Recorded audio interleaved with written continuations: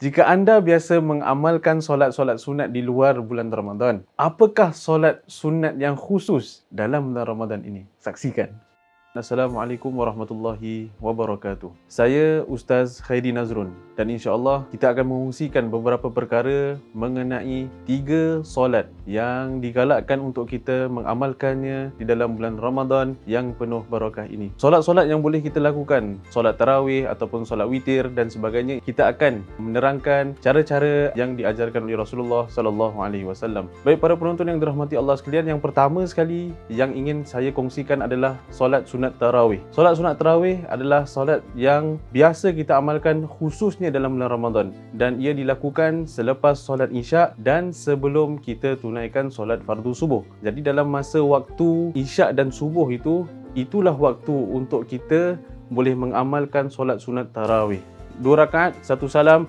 Begitu dah rehat, bangun 2 rakaat, 1 salam. Ada orang kata kita boleh lakukan 8 rakaat. Ada orang kata kita boleh lakukan 20 rakaat. Mana yang betul, mana yang salah? Jawapannya dua-duanya betul. Hadis daripada isterinya Sayyidatina Aisyah radhiyallahu anha berkata, Nabi SAW tidak pernah menambah iaitu daripada 11 rakaat dalam bulan Ramadan dan luar bulan Ramadan. Ini adalah dalil bagi yang mengatakan solat tarawih itu 8 rakaat. Tapi dalam pada zaman Sayyidina Umar dilakukan sebanyak 20 rakaat bersama sahabat-sahabat yang lain. Jadi buat 8 pun boleh, buat 20 pun boleh. Asalkan kita meningkatkan semangat kita dalam bulan Ramadan ini untuk lakukan solat sunat tarawih. Yang kedua adalah solat sunat tahajud. Tahajud ini adalah daripada perkataan mujahadah. Jahadah maknanya you ada effort. Sebab tu solat tahajud ini dianjurkan untuk kita tidur dahulu selepas solat isyak walaupun sekejap dan kemudian bangun, kemudian kita tunaikan solat sunat tahajud. Lebih kurang dalam pukul 3.30 pagi atau pukul 4 pagi. Kalau pukul 3.30 pagi, 4 pagi terlalu awal bagi kita, mungkin kita boleh mula sekurang-kurangnya pukul 4.45 dalam waktu sahur dan sebagainya. Boleh kita lakukan solat sunat tahajud 2 rakaat. Kalau nak lakukan 4 rakaat, 2 rakaat, 1 salam. Begitulah sampai berapa yang kita selesa. Tidak ada maximum numbers, tetapi yang digalakkan sekurang-kurangnya 2 rakaat. Mintalah dengan Allah SWT apa yang kita minta selepas solat sunat tahajud. InsyaAllah doa kita itu tidak akan ditolak oleh Allah SWT.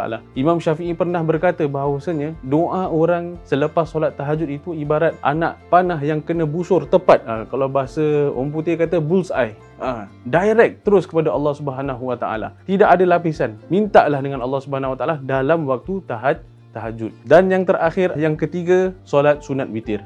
Witir ni bermaksud ganjil. Makanya solat yang ganjil maknanya nombor rakaatnya ganjil. 2 rakaat, 1 salam, kemudian 1 rakaat, 1 salam. Rakaat pertama dianjurkan kita untuk membaca surah Al-A'la. Rakaat yang kedua dianjurkan untuk kita membaca surah Al-Kafirun. Kalau tak hafal tak apa, baca surah yang lain pun boleh. Maka beri salam, kemudian diri tegak. Rakaat yang terakhir iaitu 1 saja rakaat, kita baca surah Al-Ikhlas, Al-Falaq dengan An-Nas 3 kali straight. Kemudian kita beri salam. Itulah solat kita terakhir pada malam tersebut dan selepas itu tidak ada solat yang lain kecuali solat fardu subuh. Dalam sebuah hadis Nabi SAW pernah bersabda, la witrani fil lailah. Maknanya tidak ada 2 witir dalam satu malam. Kalau you dah buat 1 kali set solat witir lepas tarawih tu, you bangun tahajud, makanya nak perlu ulang lagi witir tak? Jawapannya tidak perlu. Jadi begitulah perkongsian ringkas yang boleh saya kongsikan solat-solat yang dianjurkan untuk kita amalkan pada malam-malam bulan Ramadan. Yang pertama, solat sunat tarawih 8 rakaat ataupun 20 rakaat.